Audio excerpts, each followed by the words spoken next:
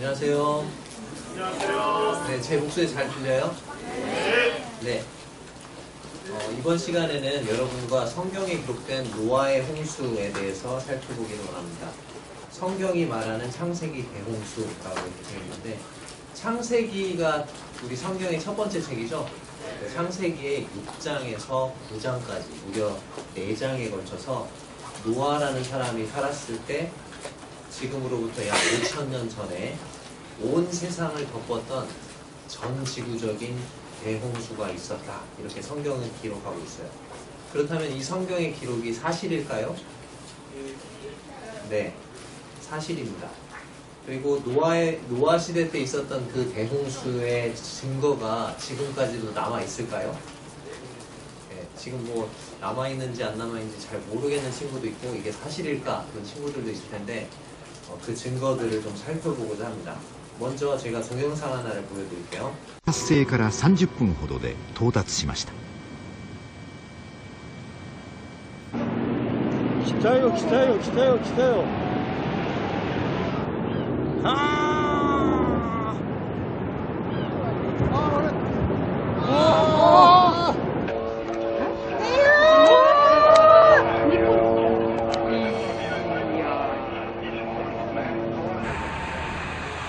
津波の猛威が各地で撮影されていました。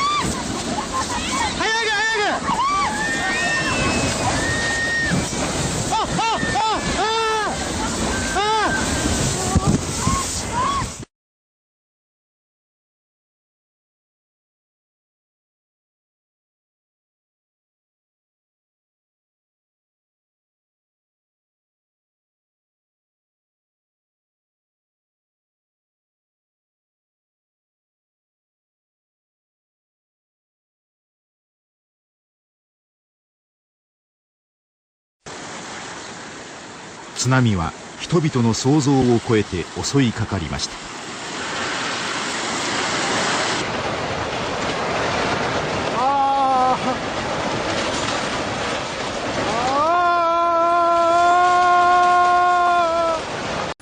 아마 산 위에서 자기 집이 떠내려가는 걸 이렇게 찍은 것 같아요, 이 아저씨가. 2011년에 일본에서 있었던 이 쓰나미 높이가 얼마 정도였을까요? 10m. 네, 10m에서 15m입니다. 10m에서 15m 쓰나미가 있었고, 이때 일본에서 사망하거나 실종된 사람이 몇 명이었을까요? 5,000명. 2만 명이었습니다. 2만 명. 2004년에 인도네시아에서도 쓰나미가 있었는데요. 그때는 사망자하고 실종자가 약 40만 명이었거든요. 자, 지금 이거는 10m, 뭐 15m짜리 쓰나미인데, 이제 성경은 전 지구적인 홍수와 쓰나미가 있었다, 이렇게 기록하고 있어요. 자, 지금 여기 그림에 보이는 큰 배를 뭐라고 부르죠? 방주. 왜 방주라고 부를까요? 자, 배하고 방주의 차이점. 배는 목적지가 있어요. 그래서 원하는 곳으로 가죠. 동력을 이용해서, 그치? 근데 방주는요? 그냥 물에 떠있기 위해서 만든 거예요. 근데 하나님은 왜 배를 만들으라고 안 하고 방주를 만들라고 했을까요? 자, 어떤 분이 그 책에서 이런 얘기를 하더라고요. 방주를 만들라는 이유는, 방주를 만들면 목적지가 정해져 있어요, 안 정해져 있어요? 우리가 정할 수 있어요, 없어요? 누가 정해요, 그러면 목적지를? 하나님이 정하시는 거예요. 온전히 하나님께만 의지하고, 그 방주에 한 사람이 살아남는 것도 하나님께 달렸고, 그 방주에 어디 도착하느냐도 하나님께 달린 거예요. 우리의 구원은 오직 누구에게만 달려 있어요? 하나님께만 달려있다는 교훈을 주시기 위함이 아닌가 이렇게 말하는데 아멘이 좋습니다. 자, 그러면 성경이 말하는 지금 이 대홍수, 성경이 말하는 노아 시대에 있었던 이 홍수는 어떤 홍수인가 살펴보면, 먼저 대홍수의 시작이 노아가 600세 되던 해 2월 17일이라고 정확한 날짜를 기록하고 있어요. 성경은 그냥 대충 지어낸 이야기가 아니에요. 정확한 날짜들을 기록하고 있어요. 2월 17일에 시작이 됐고, 노아가 몇 세 때요? 600세. 오, 어떻게 600살이나 살았을까? 이따 말씀드릴게요. 그리고 대홍수가 끝나서, 완전히 끝나서 배에서 나온 게 노아가 601세 되던 해 2월 27일이라고 성경은 분명하게 기록하고 있어요. 그게 창세기 17장 11절과 12절에 있습니다. 같이 읽어볼게요. 시작. 노아 600세 되던 해 2월 곧 그달 17일이라. 그날에 큰 기쁨의 샘들이 터지며 하늘의 창들이 열려 40주야를 비가 땅에 쏟아졌더라. 자, 홍수가 시작된 게 600세 되던 해 몇 월? 2월 며칠? 17일이라고 분명히 나와있죠. 자, 끝나서 이제 나온 것이, 땅이 말라서 나온 게 601년 2월 며칠? 27일이라고 창세기 8장 14절에 분명히 기록이 되어 있어요. 이렇게 정확한 날짜를 기록하고 있는 것이 성경입니다. 자, 노아의 홍수 일지를 선생님이 그려봤어요. 그려봤는데, 먼저 2월 17일에 기쁨의 샘과, 큰 기쁨의 샘과 하늘의 창이 열렸어요. 그리고 40일간, 그러니까 지하수가 다 터져 나온 거죠. 기쁨의 샘이 열렸다. 큰 기쁨의 샘이 열렸다. 그러니까 땅 속에 지하수들이 엄청 많이 있죠. 그죠? 그 지하수가 다 터져 나왔다는 거예요. 지하수가 터져 나오려면 이 지표면에서 어떤 일이 일어나야 될까요? 지진이 일어났을 거예요. 그죠? 지진이 일어났을 거고, 이 육지에서 지진이 일어날 수도 있고, 또 바닷속에서도 지진이 일어날 수 있겠죠? 바다에서 지진이 일어나면 아까 봤던 뭐가 일어나죠? 쓰나미가 엄청난 그런 게 일어나야 되는 거예요. 그리고 그래서 모든 지하수가 다 터져 나왔고, 하늘의 창이 열렸다. 하늘의 창문이 열려서 하늘에 있는 모든 물이 쏟아져 내렸다고 말하고 있어요. 40일간 밤낮을 쉬지 않고 비가 왔다. 그 전에 남원에도 한 3일간인가 쉬지 않고 비가 오는데, 여기 요천이라고 강이 있는데 넘칠 것 같아가지고 사람들이 막 두려워서 그 넘치면 어떻게 됐거든요. 40일간을 밤낮을 쉬지 않고 큰 비가 내린 거죠. 그리고 그로 인해서 온 세상이 물에 잠기게 됐고, 천하의 모든 산이 다 물에 잠겼다고 말하고 있어요. 그리고 40일이 지난 후 3월 26일에 비가 그칩니다. 그리고 그때부터 이제 물이 조금씩 빠지기 시작하는 거죠. 그리고 홍수 후 150일인 7월 17일이 됐을 때 아라랏산에 방주가 멈췄다고 성경이 기록이 되어 있어요. 그리고 10월 1일에, 그러니까 정확한 날짜들이 기록되어 있어요. 여러분들 6장에서 9장을 한번 시간 날 때 읽어보세요. 10월 1일에 산봉우리들이 보이기 시작했다. 다른 산들에. 그리고 그로부터 40일 후인 11월 11일 이후에 노아가 땅이 말랐는지를 알아보기 위해서 뭘 보내죠? 먼저 뭘 보내죠? 까마귀. 근데 돌아와 안 돌아? 안 돌아와. 까마귀들은 사체 위에 딱 앉아가지고 뜯어먹고 막 그렇게 하는 거죠. 근데 비둘기는 돌아오죠. 그래서 돌아왔는데 다시 또 보내고 그랬더니 어때요? 나중에 잎사귀를 불고 오죠. 자, 그렇게 알아보기 위해서 보냈고, 홍수가 시작된 지 1년 10일 만인 2월 27일에 노아의 식구들이 방주로 나옵니다. 자, 창세기 7장에는 이렇게 기록이 되어 있어요. 다 같이 한번 읽어볼게요. 19절에서 23절까지 같이 읽겠습니다. 시작. 물이 땅에 더욱 넘침에 천하의 높은 산이 다 잠겼더니 물이 불어서 15규빗이나 오르니 산들이 잠긴지라. 땅 위에 움직이는 생물이 다 죽었으니 곧 새와 가축과 들짐승과 땅에 기는 모든 것과 모든 사람이라. 육지에 있어 그 코에 생명의 기운에 숨이 있는 것은 다 죽었더라. 지면의 모든 생물을 쓸어버리시니 곧 사람과 가축과 기는 것과 공중의 새까지라. 이들은 땅에서 쓸어버림을 당하였으되 오직 노아와 그와 함께 방주에 있던 자들만 남았더라. 자, 여기 보니까 19절에 물이 땅에 더욱 어떻게 됐다고요? 넘쳤고 천하에 하늘 아래 높은 산이 다 어떻게 됐다고요? 물에 잠겼다고 기록되어 있죠. 그리고 20절에 보니까 물이 불어서 천하의 모든 산을 잠기고도 물이 더 불어가지고 얼마나 올랐다고 그렇게 있어요? 15규빗. 자, 1규빗은 여러분 손끝에서 팔꿈치까지가 1규빗이에요. 이게 팔이 좀 긴 사람은 50cm, 보통 45cm로 칩니다. 그러면 15규빗이면 15 곱하기 45cm 하면은 약 얼마가 될까요? 약 7m가 됩니다. 그러니까 가장 높은 산을 덮고도 몇 미터 물이 더 올라갔다고요? 7m 올라갔다는 거죠. 그리고 21절을 보면 땅 위에 움직이는 모든 생물이 어떻게 됐어요? 다 죽었어요. 새도 죽고 가축도 죽고 들짐승도 죽고 땅에 기는 모든 것과 모든 사람이 다 죽었습니다. 육지에서 코로 숨쉬는 모든 것은 다 죽었어요. 하나님이 지면의 모든 생물을 다 쓸어버리셨다고 나와 있죠. 근데 누구만 살아남았어요? 오직 노아와 방주에 있던 자들만 살아남았습니다. 자, 그걸 그림으로 표현하면 이렇게 되는 거죠. 천하의 모든 높은 산이 물에 잠겼고 그 위로 몇 미터가 있었다고요? 약 7m, 15규빗. 그 위로 뭐가 떠다닌 거예요? 방주가 떠다니는 거죠.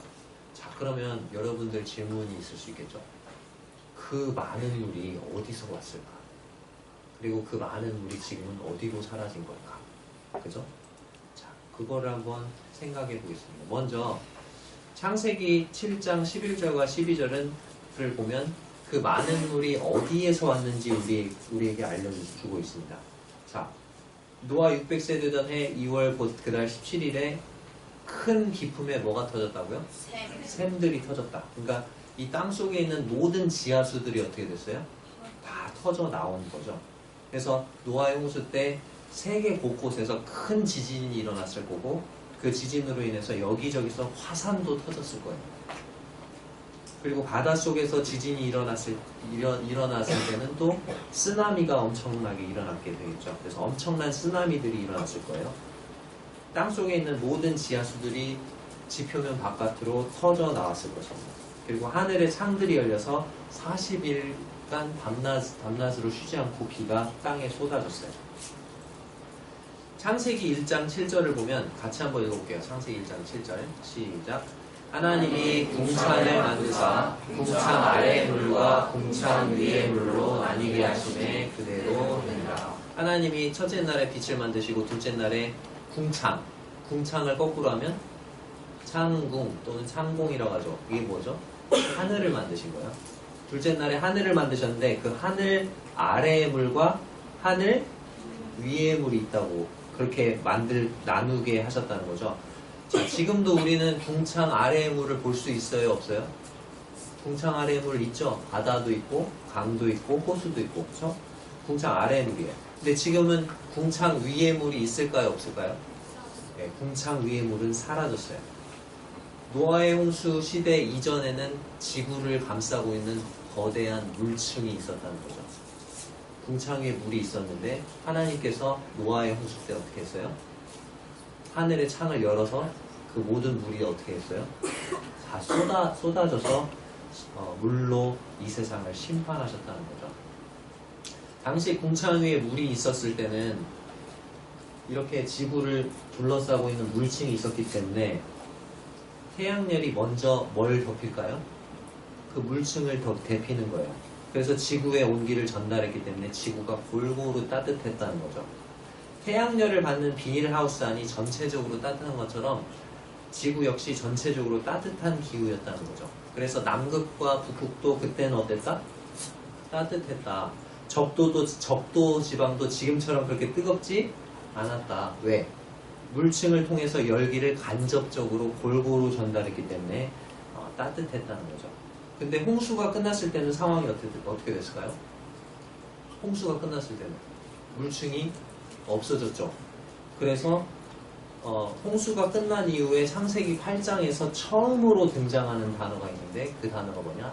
추위, 더위, 여름, 겨울. 그런 단어가 처음으로 창세기 8장에 등장합니다.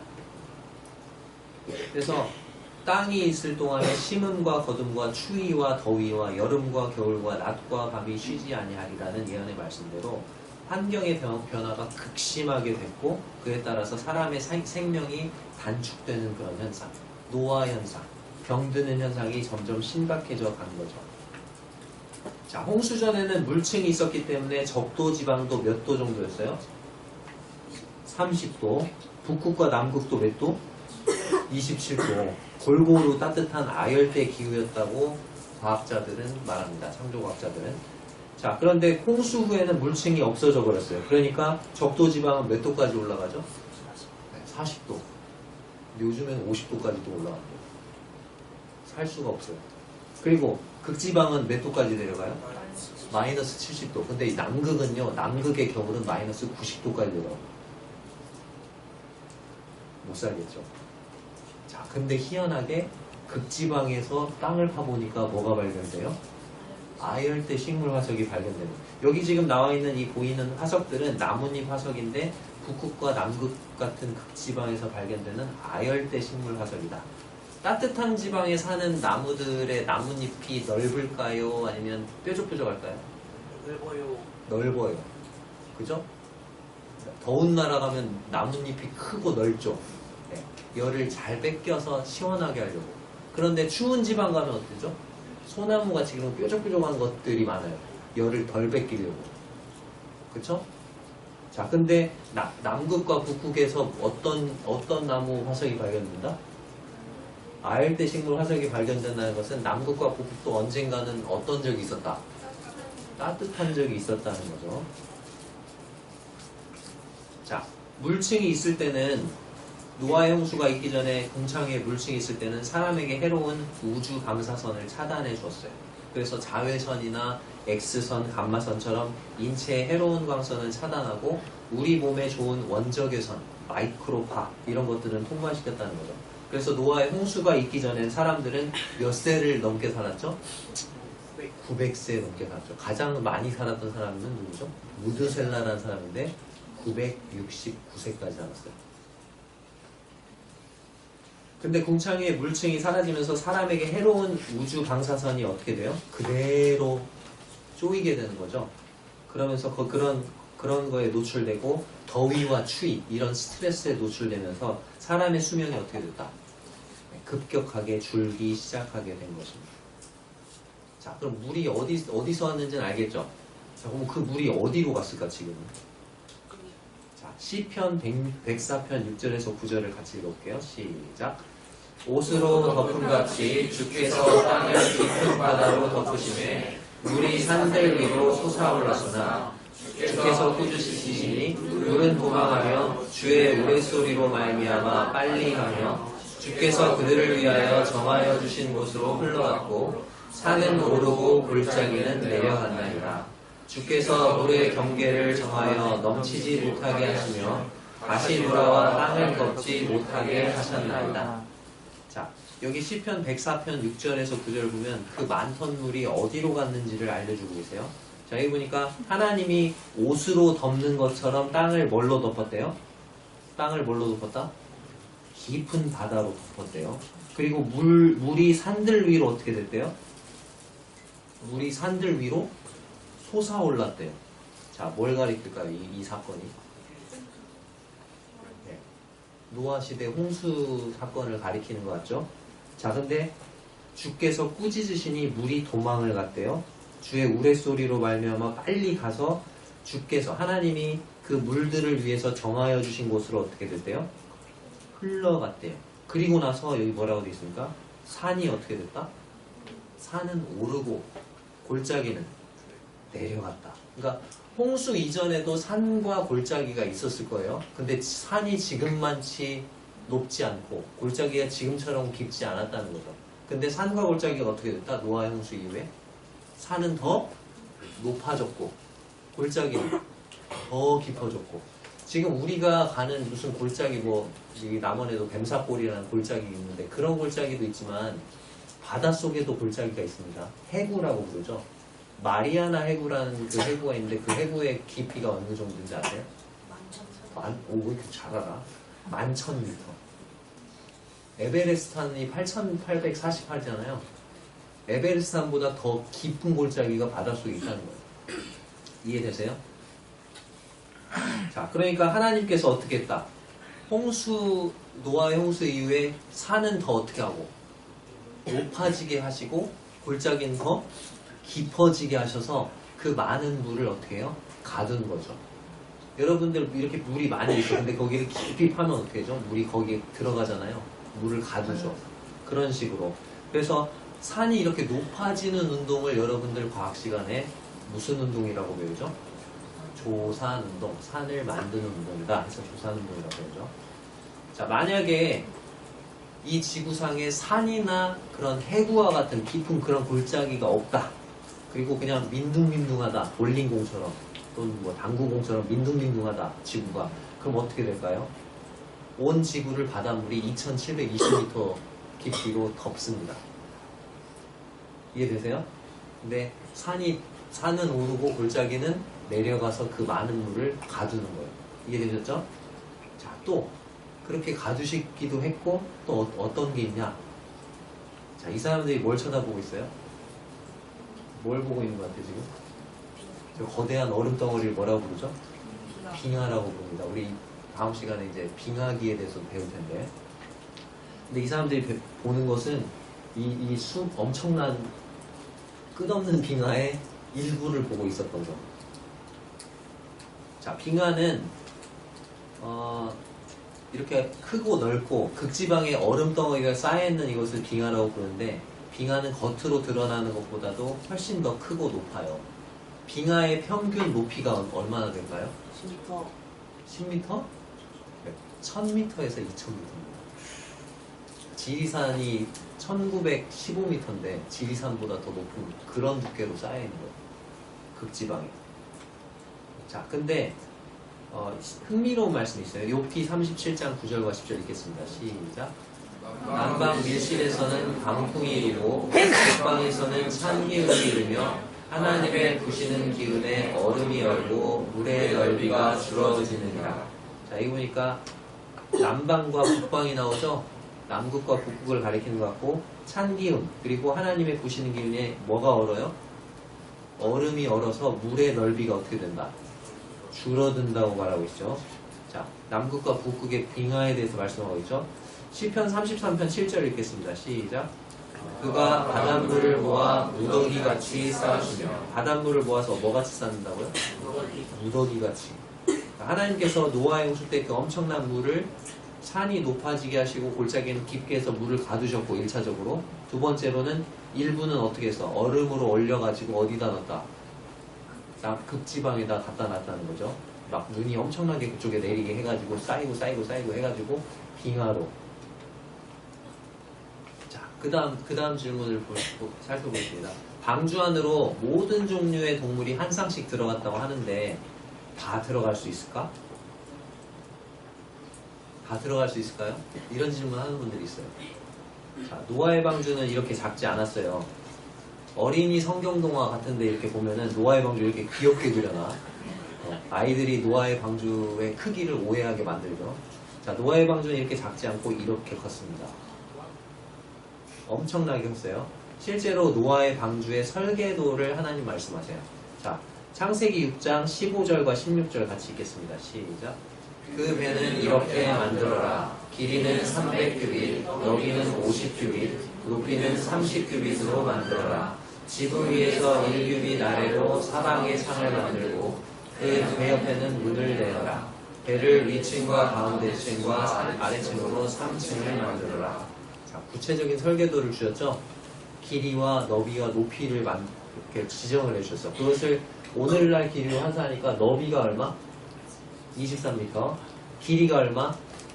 135m. 높이가 얼마? 13m. 이 길이가 135m면 여러분들 축구장 엄청나게 큰 거 있죠? 그 축구장보다 더 큰 거예요, 이게. 자, 잘 이해가 안 되시는 것 같아서 이 건물로 비유를 해드릴게요. 여기에서 여 끝에서 여 끝까지가 한 8m 되거든요? 8m. 자, 너비가 얼마나 돼 있어요? 23. 그러면은 너비로 따지면 8, 3, 24. 그러면 이걸로 너비가 몇 개 정도 되는 거예요? 3개 정도. 자, 이게 몇 층 건물이죠? 5층 건물. 자, 한 층당 3m씩 잡으면 지금 얘는 높이가 얼마예요? 14m. 그럼 3층씩 잡으면 15m 정도 되죠? 노아의 방주랑 약간 비슷하죠? 높이가 이 정도만 하다. 이 5층 건물만 하다고 생각하고 옆으로 몇 개 있었죠? 3개 있었어. 자, 여기 이쪽 끝에서 저기 유아실 끝에까지 한 30m? 40m 될라나? 40m는 안 될 것 같은데 30m라고 치고 그러면 30m로 치면 3, 4, 12 4개죠? 4개 그러고도 남네 이쪽으로 4개 이쪽으로 3개 그러면 이게 총 몇 개예요? 이 건물 몇 개? 네? 12개야 그죠? 하나, 둘, 셋 저쪽으로 몇 개? 하나, 둘, 셋, 넷 그러면 이 남원 성원교회 5층 건물 요것이 몇 개짜리? 12개짜리. 노아의 방주가 컸어요? 작았어요? 네, 엄청나게 컸다는 거죠. 이해되시죠? 자, 그래서 어떤 과학자들은 방주의 지구 동물을 얼마나 수용할 수 있는가 계산을 해봐요. 해보니까 이 노아의 방주는 지구의 모든 종대로 계산을 해서 해보니까 3배를 수용할 수 있다. 먼저 포유류가 지구상에 총 3,500종이래요. 그리고 양서류와 파충류, 양서류가 개구리 이런 거죠. 그리고 파충류 이런 게 5,500종, 조류가 8,600종, 양수 한 쌍씩 들어갔으니까 곱하기 2 하면 35,200마리. 근데 짐승 중에는 쥐같이 작은 것도 있는데 코끼리같이 큰 것도 있잖아 덩치가. 그러니까 이거를 평균으로 잡아서 양 정도로 계산을 했더니 양으로 따지면 125,280마리. 자, 근데 방주는 이것을 몇 배 수용 가능하다? 3배 수용 가능하고요. 곤충도 들어갔겠죠? 곤충은 다 해봐야 곤충 작잖아. 그러니까 양 5,000마리. 물고기는요? 땅 위에 움직이는 모든 생물이었죠. 물고기는 심판에서 제외. 그죠? 그래서 3배 이상 수용했다. 수용이 가능한 큰 방주를 지었다는 거죠. 자, 하나님이 왜 이렇게 방주를 크게 지으라고 했을까요? 방주에서 살아남은 사람은 총 몇 명이었죠? 8명이었는데 8명이 살아남길 바랐을까요? 하나님? 몇 명이 살아남길 바랐을까요? 최대한 많이. 그렇죠. 근데 거기 들어간 사람은요? 8명밖에 없다. 자, 방주는 그러면 구조적으로 안전할까요? 뒤집어지거나 깨지거나 부서지거나 안 할까? 자, 현대 대형 선박 설계자들이 알게 된 사실. 자, 지금 제가 배들을 보여드릴 텐데 이 배도 보시고 요 배도 보시고 요 배도 보시고 자, 공통점이 뭐죠? 네, 길이가 길어요. 길죠. 길쭉한 배가 바다에서 뒤집히지 않고 안정적이라는 걸 알고 있어요. 근데 너무나 길쭉하면 어떻게 될까? 가운데가 뚝 부러져요. 자, 오늘날 현대 대형 선박 설계자들이 알게 된 사실 뭘까? 자, 1993년에 대전에 해사기술연구소가 있어요. 우리나라에 대전에. 거기에서 노아의 방주의 안전성 실험을 했어요. 실제 방주의 51분의 1, 50배 작게 만들었어, 모형을. 그리고 그 방주와 다른 비율로 어떤 거 너무 길고, 어떤 거 너무 높고, 어떤 거 너무 낮고, 막 해가지고 12개의 모형을 만들었어. 그래가지고 거기다가 파도를 엄청나게 일으키고 막 해가지고 안전성 실험을 한 거야. 자, 근데 그 12척의 배 중에서 1등이 어떤 비율이었을까요? 네? 여러분 답을 알고 있잖아. 1등을 차지한, 영예의 1등은 어떤 모형이었을까요? 노아의 방주 모형이 1등을 차지합니다. 3가지 면에서 1등을 차지했는데, 여기 보니까 1, 2, 3분 파란색 보이죠? 첫 번째가 뭐죠? 보건 안정성이 뭘까? 저번에 세월호 사건 있었죠? 세월호가 이렇게 가다가 어떻게 했죠? 너무 확 틀었어. 그래가지고 어떻게 됐어? 넘어졌지. 넘어지면서 어떻게 됐어? 침몰했잖아. 그러니까 파도가 옆에서 아무리 막 세게 쳐도 이게 복원, 다시 원래 제자리로 복원하는 능력이 복원 안정성이에요. 배가 쓰러지거나 뒤집어지지 않아야 돼. 만약에 쓰러지면 어떻게 되죠? 노아의 방주가? 침몰하는 거죠. 그러면 안 되잖아. 그죠? 두 번째, 파랑 안정성 뭘까? 파랑 안정성은 파도가 아무리 쳐도 그 안에 있는 사람이 배멀미를 안 해야 돼. 배멀미를 적게 느끼는 정도. 그게 파랑 안정성. 그러니까 그 다음에 세 번째, 구조 안정성 뭘까요? 구조 안정성은 파도를 이렇게 막 타다 보면은 배가 이렇게 타다 보면 배가 이렇게 길잖아요. 그럼 파도가 위에 이 가운데를 쳐. 그러면은 이 양끝으로 양끝 이렇게 떠받치니까 양끝이 이렇게 되겠죠. 이렇게 휘어지겠죠. 약간 살짝. 그리고 이쪽이 치면은 가운데가 살짝 이렇게 들어가겠지. 그걸 계속 반복하면은 철사 같은 것을 이렇게 구부렸다 이렇게 구부렸다 계속 구부리면 어떻게 되지? 끊어지잖아요. 그러니까 배도 마찬가지야. 이게 구조 안정성이에요. 선박이 그렇게 파도가 쳤을 때 선박이 부러질 가능성이 있느냐. 근데 그걸 실험을 다 했는데 어떨까? 그 중에서 1등이 뭐다? 네, 노아의 방주였다는 거죠. 노아의 방주 모형 실제 그때 실험했던 모형이고요. 아마 내일 정도 영상을 틀어주시는 선생님이 계실 거예요. 노아의 방주 모형은 40m의 쓰나미가 와도 안정적이다. 뒤집어지지 않고 부서지지 않는 것으로 결과가 나왔습니다. 왜 노아의 방주 모형이 다른 모형보다도 안전했을까요? 설계도를 누가 주셨죠? 하나님이 주셨기 때문에. 자, 이번에는 그러면 전 지구적인 대홍수의 증거가 있는지 살펴보겠습니다. 노아의 방주 홍수가 실제로 일어났다면 지금 이 세상에 노아의 방주가 실제로 일어났다는 증거들이 곳곳에 있을까요? 없을까요? 있어야 맞겠죠. 자, 먼저 에베레스트 산. 자, 세계에서 가장 높은 산이죠. 자, 이 에베레스트 산 정상에서 뭐가 발견될까? 네, 생선 화석과 대합 조개 화석이 발견돼요. 자, 그 말은 무슨 말이죠? 에베레스트 산 정상에서 요런 게 발견이 돼. 요런 게 발견이 된다고. 그러면 에베레스트 산도 언젠가는 바닷물에 잠긴 적이 있다는 거죠. 자, 화석이 어떻게 만들어질까요? 교과서에서, 여러분이 배운 교과서에서 이상하게 가르쳐. 이렇게 안 되는데. 물고기가 죽는데, 그러면 물고기가 땅바닥에 가라앉는데, 그리고 오랜 시간이 지나면서 점점 땅에 묻힌대. 천천히. 수십만 년에 걸쳐서. 그리고 나서 그게 열과 압력을 받아서 그게 돌이 된대. 그게 화석이래. 근데 그렇게 화석이 만들어질까요? 자, 물고기가 죽으면 땅에 가라앉나요? 뜨나요? 뜨죠. 이렇게 됩니다. 실제로는 뜹니다. 그리고 옆에 있는 다른 물고기가 맛있어 하면서 다 뜯어먹죠. 그리고 미생물들이 다 분해가지고 며칠 만에 다 없어져 버립니다. 화석은 절대로 그렇게 만들어지지 않아요. 이렇게 만들어집니다. 물고기가 룰루랄라 막 가다가 갑자기 쓰나미 그 흙더미가 확 와가지고 확 덮쳤어. 살아있는 채로 묻혔어. 그리고 열과 압력을 의해서 그대로 저렇게 되는 게 화석이에요. 그래서 이런 화석이 생기는 거죠. 이 화석의 이름은 최후의 만찬. 이 큰 물고기가 작은 물고기를 딱 잡았어. 그래서 먹으려고 하는 순간 쓰나미 그 흙더미가 와가지고 묻어버린 거죠. 먹지도 못하고 불쌍하게 죽었지. 자, 이런 화석을 보면은 이 화석들은 매우 짧은 시간에 급격한 변화를 겪었다는 걸 알 수 있습니다. 여러분들이 조개 화석을 보시면 조개 화석은 한결같이 뭘 다물고 있죠? 입을 다물고 있습니다. 자, 여러분들이 얼큰한 조개탕을 집에서 끓여 먹습니다. 그래서 조개를 잘 씻어줬어요. 자, 이 조개는 살아있을까요? 죽었을까요? 지금 현재? 아니, 지금 현재. 방금 씻어서 넣었어. 얘 살아있는 걸 먹어요, 싱싱하게. 네, 싱싱하게. 근데 이걸 막 바글바글 막 끓였어.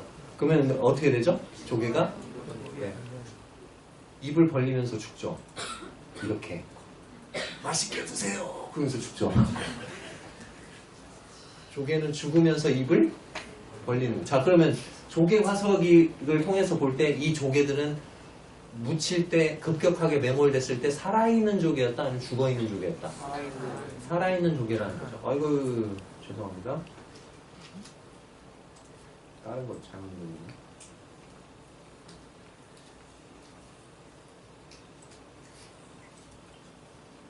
자, 그리고 노아의 홍수가 있었던 또 다른 증거. 높은 산에 있는 호수들이 바닷물로 돼 있어요. 염호라고 하죠. 여기 보이는 호수는 터키의 반호수라는 호수인데 해발 1720m. 여기 지리산이 1900 몇 미터인데.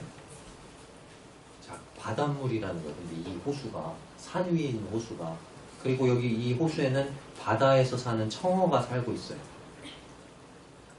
그리고 이런 호수가 여기만 있는 게 아니야. 이란에도 있고 안데스에도 있고 카스피에도 있고 고비 사막의 네지헤라는 그런 데도, 그러니까 산 위에 있는 호수가 무슨 물로 돼 있다? 민물이다, 바닷물이다? 바닷물이라는 것은 언젠가 바닷물이 육지를 침범한 적이 있다. 육지를 덮은 적이 있다는 것을 보여주는 거죠. 또 여기 보니까 이 사진에 보면은 왼쪽 아래에 기둥 같은 게 보이죠? 보여요?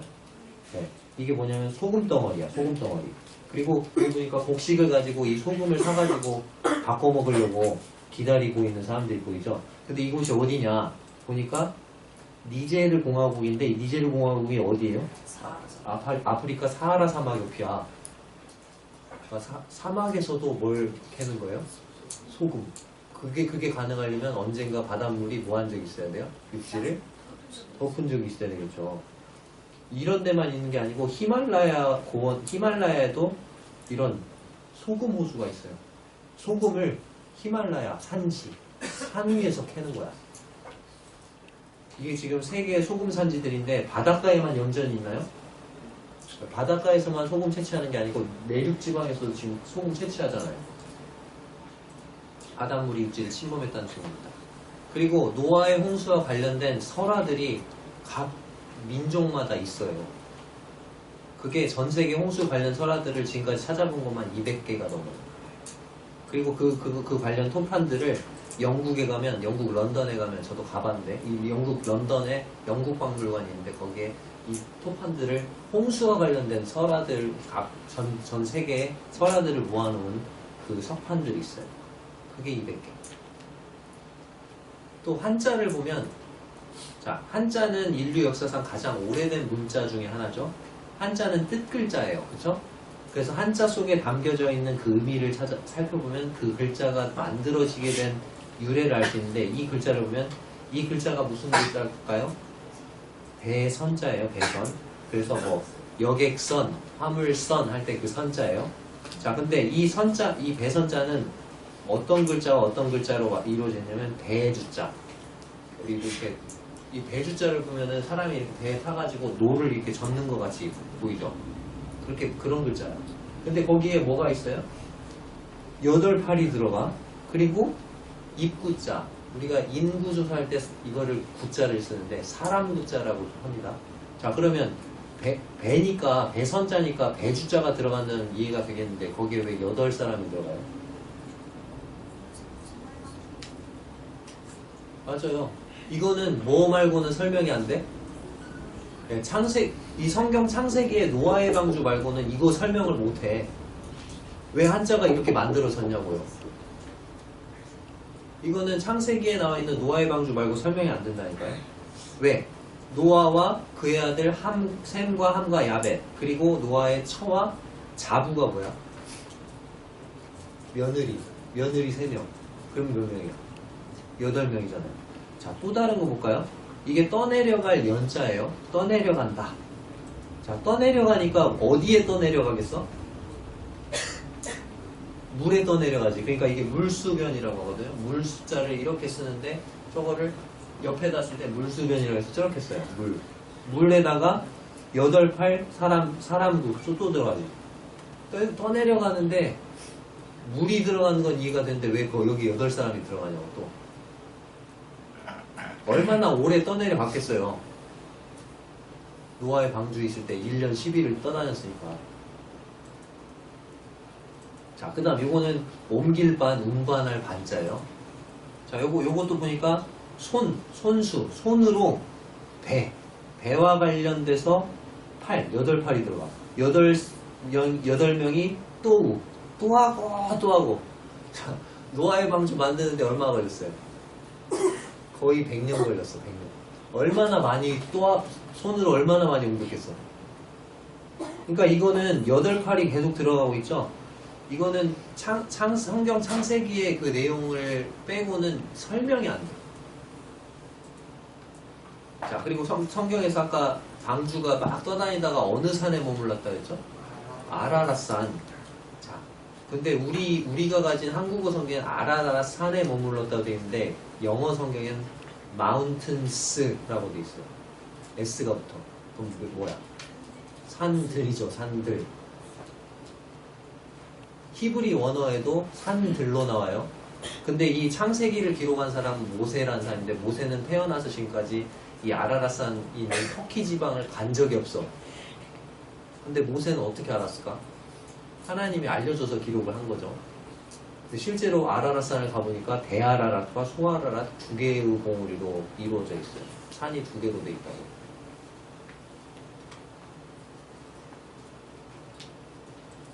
자, 아라랏산 주위 지역의 명칭이 흥미로워요. 페르시아인들은 아라랏산을 코크이누, 노아의 산이다 그렇게 불렀고, 아포바테리온, 상륙지라는 뜻이에요. 아호라라는 계곡이 있는데 아호라는 포도나무를 심었다. 노아가 방주에서 나와서 심은 게 뭐지? 포도나무거든요. 포도주에 취해가지고 막 벌거벗고 막 그래가지고 일이 일어났잖아요, 그죠? 나키체반이라는 곳이 있는데 그가 처음 내려온 곳. 메시스 샤미님, 팔이라는 뜻이고요. 나구수아나, 여기에 노아가 정착했다. 타바리즈라는 마을 이름이 있는데 타바리즈는 배라는 뜻이에요. 근데 그 주위에 아라랏산 주위에 바다가 없어. 뭐 배와 관련된 그런 거를 그런 이름이 있을 리가 없는 데인데 배와 관련된 이름이 계속 나온다는 거죠. 아라랏산 주위 지역 명칭이. 그리고 아라랏산에서도 뭐가 발견되냐면 이렇게 소금층이 발견이 돼요. 소금층 이렇게. 또 아라랏산이 아까 대아라랏산이 5,000m였는데 4,000m 정도 거기에 백예용암이라는 게 있어요. 백예용암이라는 건 뭐냐면 바닷속에서 화산이 분출을 하잖아요. 그러니까 바닷속에서 물속에서 화산 마그마가 이렇게 나오면 그 용암이 나오면 그게 바닷속에서 급격하게 물속에서 식을 때 만들어진 게 이런 백예용암, 백예같이 생겼다는 백예용암이라고 해요. 자, 여러분들 제주도 가면 뭐 있죠? 도라루방 있죠? 이건 뭐죠? 현무암이야. 저건 어떻게 된 거죠? 용암이 바깥으로 나와가지고 공기 중에서 식을 때 그 공기가 빠져나가면서 뽕뽕뽕뽕 구멍이 뚫린 것 같이 그게 현무암이고, 마그마가 화산 안에서 천천히 식어가지고 만들어지는 게 화강암이야. 백예용암은 어디서 만들어진다고? 물속에서, 바닷속에서. 자, 그러면 이 백예용암이 4,000m 높이에 있다. 그 말은 아라랏산도 언젠가 뭐 한 적이 있다. 물속에 잠긴 적이 있고 물속에 잠겼을 때 화산 폭발을 했다는 거죠. 논리적으로 설명이 맞잖아요. 그렇죠? 아라랏산 백예용암이 이렇게 널려 있다는 거죠. 자, 그리고 아라랏산에 머물렀다는 이 성경의 기록을 보고 얼마나 많은 사람이 노아의 방주 찾으러 갔겠어. 가서 보고 온 사람 있을까 없을까?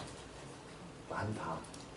1800년 이전에도 많이 있었는데 1800년 이후로만 따지자고요. 1800년 이후로 200여 명이 넘는 사람들이 빙하에 파묻혀 있는 방주를 아라랏산에 볼게요.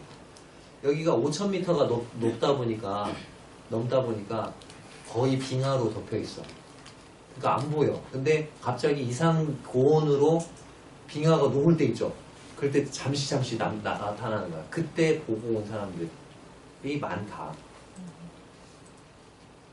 방주를 목격한 사람들의 목록 쭉 써놓은 거죠. 이것 그냥 일부예요. 더 많아요. 어떤 사람은 이렇게 그림을 그려왔어.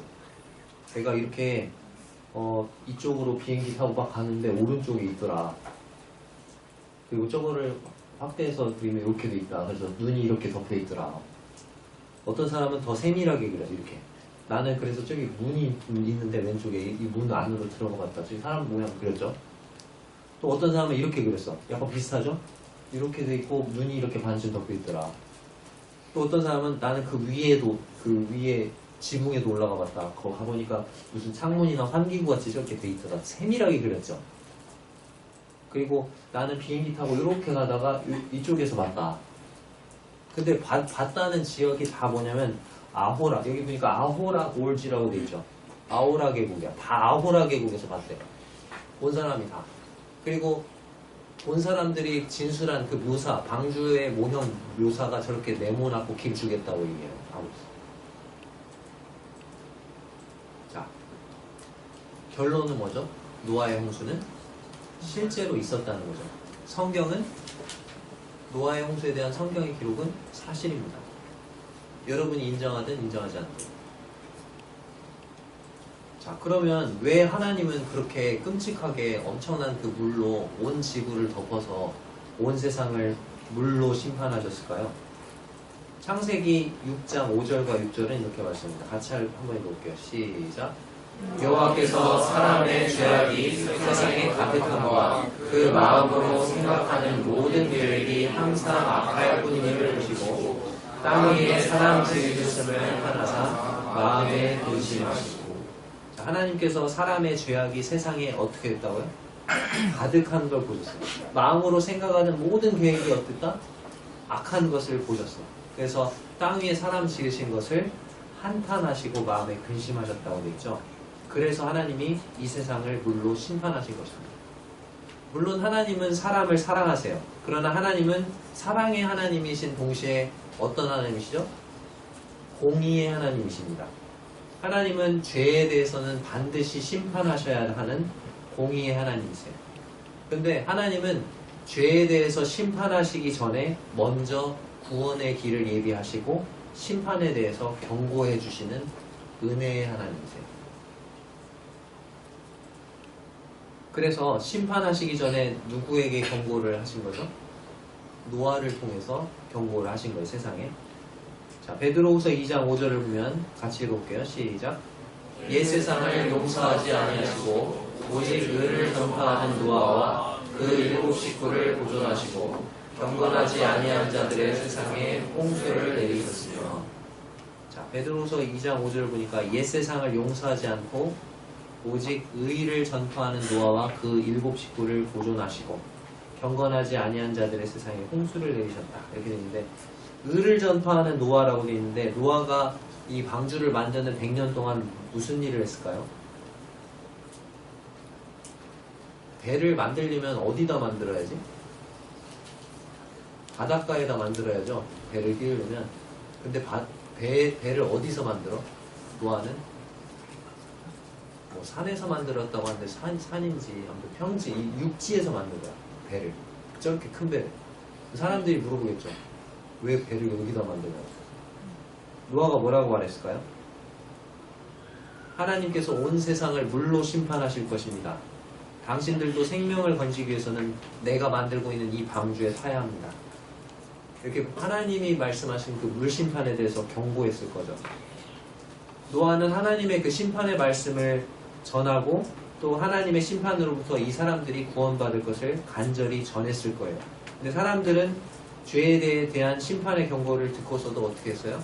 회개하지 않았던 거죠. 돌이키지 않았어요. 그리고 심지어 그들을 어떻게 했을까요? 어떻게 했을까요? 노아를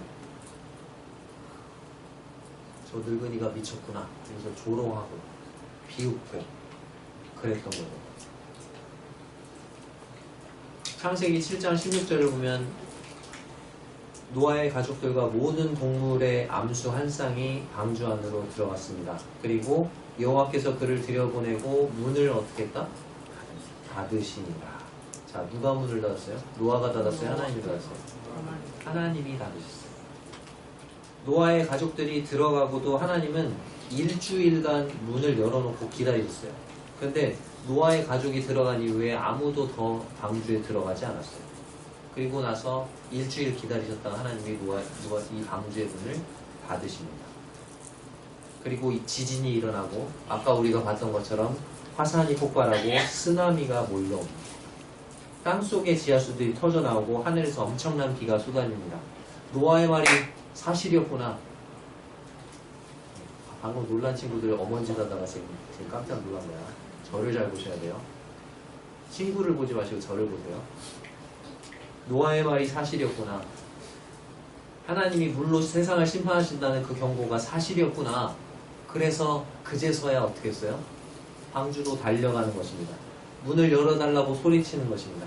근데 때는 어때요? 너무 늦은 거죠. 하나님께서 구원받을 수 있는 은혜의 시간을 마감하시고 방주의 문을 닫아 버리시면 이제 구원받을 기회가 어떻게 된다? 사라지게 된다는 거죠. 여기 지금 동그라미 친 저 사람들, 물에 빠져서 죽어가고 있는 이 사람들 왜 이렇게 죽게 됐습니까? 하나님의 그 경고의 말씀을 무시했기 때문에, 노아를 통해서 말씀하신 그 물심판에 대한 경고를 무시하고 불순종했기 때문에 그렇습니다. 이 베드로전서 3장 20절과 21절 같이 읽을게요. 시작. 그들은 전에 노아의 날 방주 예비할 동안 하나님이 오래 참고 기다리실 때에 순종치 아니하던 자들이라. 방주에서 물로 말미암아 구원을 얻은 자가 몇 명뿐이니 겨우 8명이라. 겨우 8명만 하나님 말씀 믿고 들어가는 거죠. 자, 그러면 하나님께서 이 물심판에 대해서 이렇게 4장에 걸쳐서 창세기 6장에서 9장까지 이렇게 기록하고 계신데, 하나님은 지금 이 자리에 앉아 계시는 여러분에게는 지금 뭐에 대해 경고하고 계실까요? 자, 히브리서 9장 27절부터 읽어보겠습니다. 시작. 한 번 죽는 것은 사람에게 정하신 것이요 그 후에는 심판이 있으리니. 자, 한 번 죽는 것이 사람에게 정해져 있다고. 누가 정했을까요? 네, 하나님이 정하셨습니다. 그래서 이 자리에 앉아 계신 여러분 중에서 죽음을 피해갈 수 있는 사람은 아무도 없어요. 이 자리에 있는 여러분들은 언젠가 한 번은 반드시 죽습니다. 하나님이 정하셨기 때문에. 자, 그러면 앞에 첫 번째 문장이 진리라면 두 번째 문장도 진리일까요? 그 후에는 뭐가 있기 때문에? 심판이 있다고 하나님이 경고하고 계세요. 노아의 시대 때 물심판이 있다고 경고했었는데, 지금 하나님은 여기서 여러분에게 죽음 뒤에 심판이 있다고 경고하고 계세요. 이 죽음 뒤의 심판은 불못 심판입니다. 지옥의 심판입니다. 로마서 3장 23절에 보면 모든 사람이 죄를 범하였음에 하나님의 영광에 이르지 못했다. 모든 사람이 죄를 범했기 때문에, 모든 사람이 죄인이기 때문에 하나님의 영광에 이를 수 없다. 하나님의 영광이 있는 그 천국에 들어갈 수 없다. 자, 천국에 들어가지 못한다면 어디 가겠어요? 네, 지옥을 가겠죠. 그렇게 경고하고 계십니다. 베드로전서 2장 24절에 보면 친히 나무에 달려, 예수님께서 친히 나무에 달리셔서 그 몸으로 우리 죄를 담당하셨다. 그렇게 말씀하고 계세요. 이는 우리로 죄에 대하여 죽고 의에 대하여 살게 하려 하심이라. 저가 채찍에 맞음으로 너희는 나음을 얻었나니. 예수님께서 친히 나무에 달리셨습니다. 십자가에 달리셨어요. 그리고 그 몸으로 우리의 죄를 담당하셨다고 말씀하십니다. 내가 담당해야 되는데, 내가 담당해야 될 모든 죄를 예수님이 대신 담당하신 것입니다. 그 이유는 우리로 죄에 대해서 죽고 의에 대해서 살게 하려 하심이라고 말씀하고 계세요. 여러분이 잘 아는 말씀이죠. 요한복음 3장 16절 17절. 하나님이 세상에 사는 나를 이처럼 사랑하셔서 누구를 주셨죠? 독생자가 뭐냐면 외아들을 주셨어요. 하나님의 하나밖에 없는 아들 예수님을 보내주셨어요. 그리고 십자가에 달려 죽게 하셨어요. 그 이유가 뭐예요? 이는 저를 믿는 자마다, 믿는 사람이면 누구든지 멸망하지 않고, 지옥 불못에서 멸망하지 않고 영생을 얻을 수 있도록. 하나님이 아들 예수님을 세상에 보내신 것은 세상을 뭐하기 위함이 아니고 심판하려 함이 아니고, 그 예수님으로 말미암아 세상이 뭘 얻도록? 구원을 얻도록. 그래서 어떤 면에서 방주는 누구를 가리켜요? 예수님을 가리키는 것입니다. 오늘 노아의 방주에 대해서 살펴봤는데, 이 방주는 구원의 방주였죠. 홍수 심판에서 누구만이 생명을 구원받았죠? 이 방주에 탄 사람만 구원받았어요. 방주에 탄다는 건 어떤 의미죠? 방주가 있어요. 방주에 탔다. 그 말은 뭐죠? 내 생명을 이 방주가 구원할 수 있다고 믿고 그 방주에 나 자신을 의지하는 거죠. 이해되셨어요? 자, 방주에 들어가면 내가 살 수 있어. 그렇게 믿고 방주에 내 생명을 의지하는 것입니다. 마찬가지로 예수님은 우리의 구원의 방주이십니다. 예수님을 믿을 때 내가 지옥의 무시무시한 심판에서 건진받고 천국에 들어갈 수 있다. 나를 죄에서 지옥에서 건져주시고 천국으로 인도하실 수 있는 그 예수님을 내가 믿는다. 그 말은 그 예수님을 구원의 방주로 인식하고 예수님에게 타는 거죠.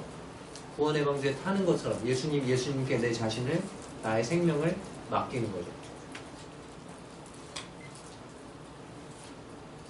자, 말씀을 마치면서 여러분에게 묻겠습니다.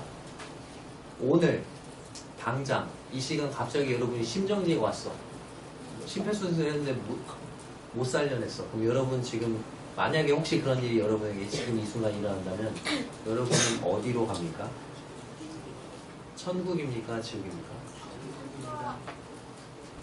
이 자리에 계신 모든 분들이 이번 캠프가 마칠 때는 자신있게 저도 천국에 갈 수 있어요. 저도 이제 예수님 믿어요. 그렇게 말씀하실 수 있는 여러분들이 되시길 바랍니다. 이번 시간 말씀 마치겠습니다. 감사합니다.